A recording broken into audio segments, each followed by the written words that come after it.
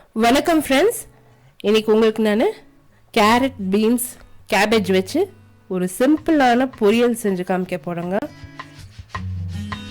பீன்ஸை நல்லா அந்த நரம்பெல்லாம் நீக்கி க்ளீனாக வாஷ் பண்ணி பொடியை நறுக்கி வச்சுருக்கோம். கேரட்டை கூட நல்லா மேலே இருக்க அந்த தோலெல்லாம் சீவி எவ்வளோ பொடியாக நறுக்க முடியுமோ நறுக்கி வச்சுருக்கோம். நம்ம பீன்ஸ் அளவுக்கே அந்த கேரட்டை கூட பொடியாக நறுக்கிக்கணும். கோஸை கூட அதே மாதிரி நாங்கள் நல்லா க்ளீன் பண்ணி பொடியை நறுக்கி வச்சுருக்கோம்.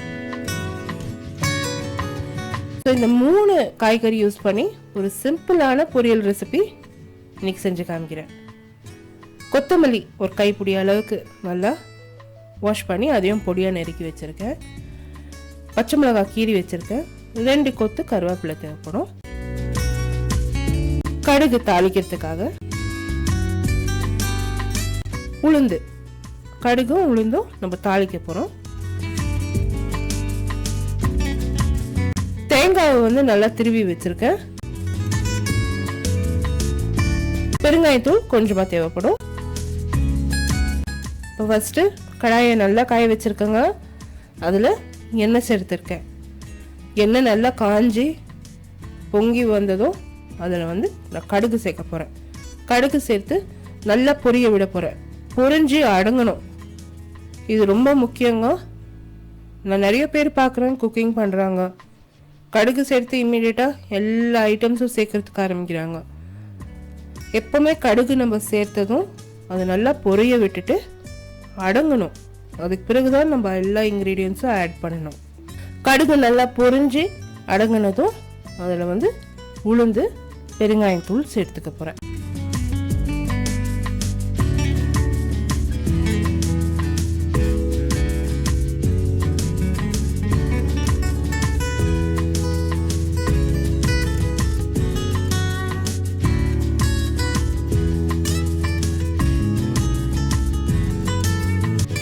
கருவேப்பிலை, கீரை வச்சிருக்க பச்சை மிளகாய், காரத்துக்கு ஏற்ற மாதிரி நீங்கள் சேர்த்துக்கோங்க பச்சை மிளகாய்.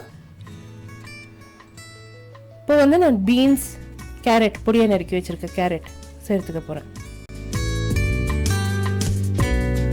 இந்த ரொட்டியோட நம்ம சைட் டிஷ் என்ன சர்வ் பண்ணுறதுன்ட்டு எப்போவுமே ஒரு கன்ஃபியூஷன். ஸோ நம்ம இந்த சுக்கா சப்பாத்தி நைட்டில் சாப்பிடுவோம். அப்படி இல்லைன்னா ரெகுலராக டிஃபனுக்கே நம்ம சப்பாத்தியெல்லாம் செஞ்சு சாப்பிட்றப்போ இந்த மாதிரி ஒரு காய் பொரியல் நம்ம செஞ்சு பரிமாறினோம்னா ரொம்பவே நல்லாயிருக்கும். ஒரு எக்ஸலன்ட் சைட் டிஷ்.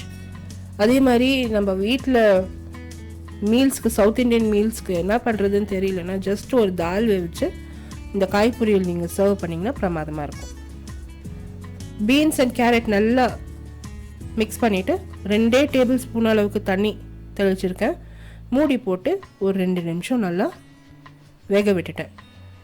நிறைய தண்ணி சேர்க்க தேவையில்லைங்க. காய்கறி அதோட மாய்ஸ்சர்லேயே நல்லா வெந்து போயிடும். அந்த பீன்ஸ் அண்ட் கேரட் நல்லா கொஞ்சம் வேகணும். அதுக்கு பிறகு அதில் நான் கோஸ் சேர்த்துருக்கேன். இப்போ இந்த கோஸு கூட நம்ம நிறைய தண்ணி சேர்க்கணும்னு அவசியம் இல்லை. கொஞ்சமாக தண்ணி சேர்த்தா போதும். தேவைக்கேற்ப உப்பு சேர்த்துக்க போகிறேன். எல்லாத்தையும் ஒரு முறை நல்லா மிக்ஸ் பண்ணிவிட்டு மூடி போட்டு ஒரு 5 நிமிஷம் நல்லா வேக வைக்க போகிறேன். இந்த ரெசிபி இன் டீட்டெயில் பார்த்தீங்கன்னா என்னோட பிளாகில் இருக்குங்க. Blog link about bad below this video போஸ்ட் பண்ணுறேன். அப்படி இல்லைன்னா ஐ கார்டு அபவுட் திஸ் வீடியோ நீங்கள் கிளிக் பண்ணலாம். The same recipe is also posted in YouTube English. YouTube Englishோட லிங்க் கூட about bad below this video போஸ்ட் பண்ணுறேன். அப்படி இல்லைன்னா ஐ கார்டு அபவுட் திஸ் வீடியோ நீங்கள் கிளிக் பண்ணலாம். For regular updates and social media follow பண்ணுங்க. Instagram, Twitter and Facebook. All the links will be in the description box below this video. இப்போ நான் நிறைய தண்ணியாக சேர்க்கல பாருங்க.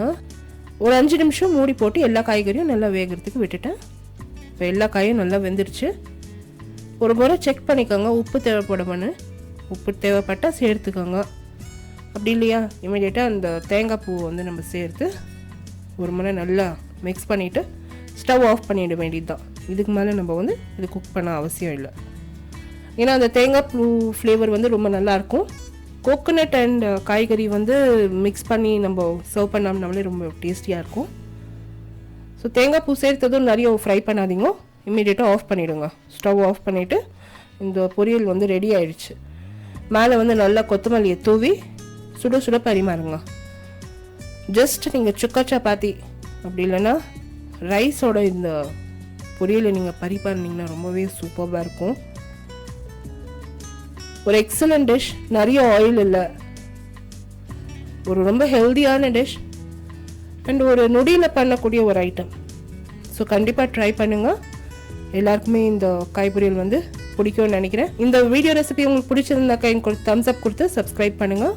அடுத்த புதிய வீடியோ ரெசிபியோடு உங்களை திருப்பியும் சந்திக்கும் வரை this is Vidya Lakshmi. Thank you so much for வாட்சிங். பை.